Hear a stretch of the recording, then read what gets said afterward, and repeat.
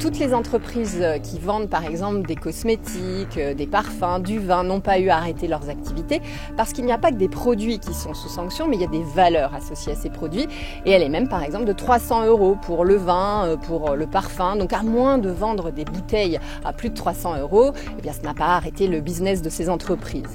Et puis il y a des cabinets de conseil qui se sont spécialisés dans des montages juridico-financiers pour permettre aux entreprises d'avoir des options. En fait, des fonds d'investissement russes vont reprendre leur affaire, mais au bout de quelques années, elles pourront revenir sur le marché.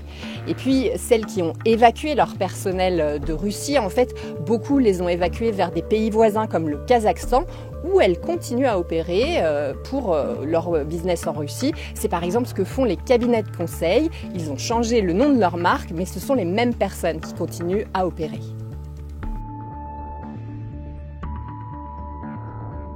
Et c'est un secteur clé pour l'entreprise Total qui est très investie en Russie. C'est la moitié de ses réserves prouvées, notamment à travers des projets en Sibérie comme le projet Yamal LNG où elle liquéfie du gaz russe qu'elle envoie ensuite par bateau en Europe. Pour ce projet, Total s'est associée à l'entreprise du secteur pétrolier Novatek. Elle est également actionnaire en partie de Novatek avec un oligarque russe proche de Vladimir Poutine, Gennady Timchenko. Gennady Timchenko avait réussi à éviter les sanctions en 2014 après l'annexion de la Crimée, mais pas cette fois.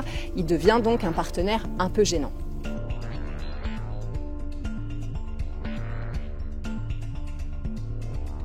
La Chambre de commerce franco-russe a un impressionnant réseau de grands patrons dans son conseil économique, comme Patrick Pouyanné et Gennady Timchenko.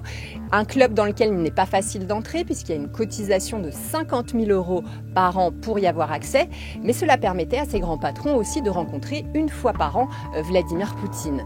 Ces dirigeants de cette Chambre de commerce franco-russe sont aussi d'importants entremetteurs. Ils ont joué notamment un rôle pour le recrutement de François Fillon au sein de la société pétrolière Sibur.